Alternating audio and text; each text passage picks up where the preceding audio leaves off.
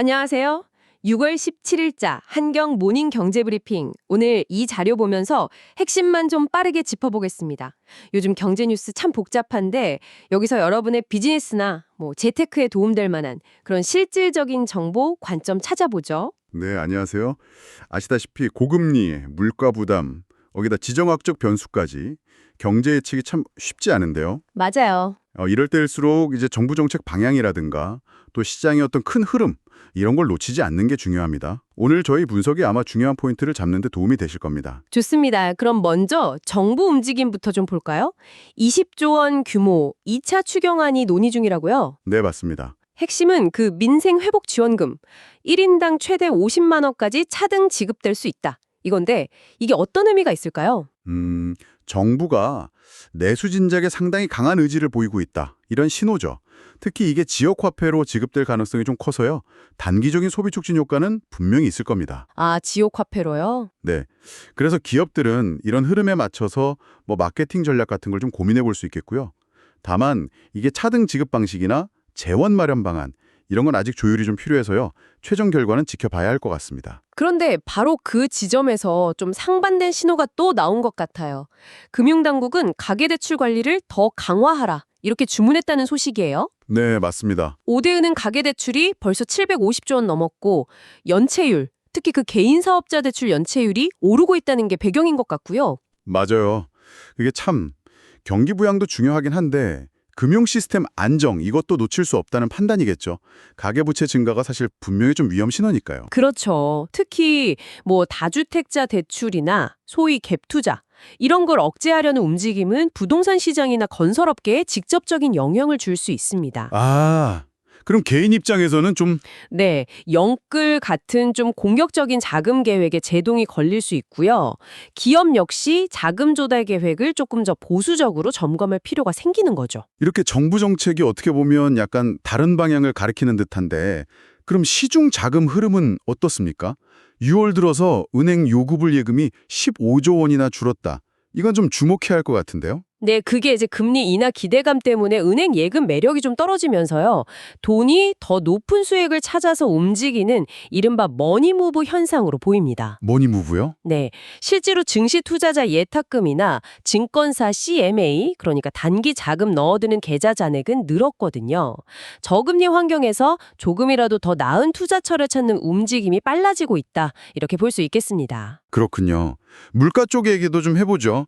계량값 담화부역 조사 들어갔고 정부는 유류세랑 개별 소비세 인하 조치를 또 연장했네요. 이것도 결국은 민생 안정 이렇게 연결되는 거죠. 그렇죠. 정부가 물가 안정을 최우선 과제 중 하나로 보고 있다는 걸 보여주는 겁니다. 동시에 계량값 담합조사처럼 시장의 어떤 불공정 행위에는 좀 엄정하게 대처하겠다 이런 의지도 드러낸 셈이고요. 네. 기업들로서는 공정 경쟁의 중요성을 다시 한번 생각하게 하는 대목입니다. 세금 인하 연장은 당분간 소비 여력을 유지하는 데는 도움이 될 거고요. 이런 거시적인 흐름 속에서 눈에 띄는 기업이나 시장 소식도 있었는데요. 여러 뉴스 중에서도 특히 애플페이, 이게 하반기에 팀원이랑 연동된다는 점이 전 좀 흥미롭더라고요. 이게 국내 간편결제 시장에 어떤 파장을 일으킬까요? 이건 상당히 큰 변화를 가져올 수 있습니다. 왜냐하면 대중교통 결제가 사실 일상적인 금융행위의 거의 핵심 중 하나거든요. 그렇죠. 매일 쓰는 거니까. 네, 애플페이가 이 영역에 본격적으로 진입하면 기존 강자인 삼성페이는 물론이고 카카오페이나 네이버페이 등과의 경쟁이 훨씬 치열해질 겁니다. 사용자 편의성은 높아지겠지만 플랫폼 간의 주도권 싸움은 더 격화될 수밖에 없어요. 경쟁이 더 심해지겠네요. 네, 국내 핀테크 기업들에게는 이게 위기이면서도 또 어떻게 보면 새로운 협력 기회가 될 수도 있겠습니다. 금융시장 자체만 좀 보면요. 코스피는 2,900선을 넘어서면서 상승했고 원달러 환율은 1,350원대로 좀 내려왔습니다. SK 하이닉스는 신고가를 경신했고요. 네, 하이닉스 좋았죠? 미국 증시도 기술주 중심으로 올랐는데 전반적으로 좀 위험자산 선호 심리가 살아난 건가요? 네, 그런 면이 좀 있어 보입니다. 중동 리스크 완화 기대감하고 외국인 매수세 유입이 긍정적으로 작용한 것 같아요. 특히 SK 하이닉스 같은 반도체주 강세는 AI 관련 성장 기대감이 여전히 시장을 이끌고 있다는 걸 보여주죠. 아, AI 기대감. 네.